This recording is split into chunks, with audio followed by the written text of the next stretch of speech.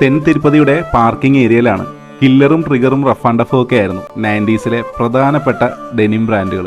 അതിലൊന്നായ trigger jeans തുടങ്ങിയ ഒരു അമ്പലമാണിത്, then Tirupati.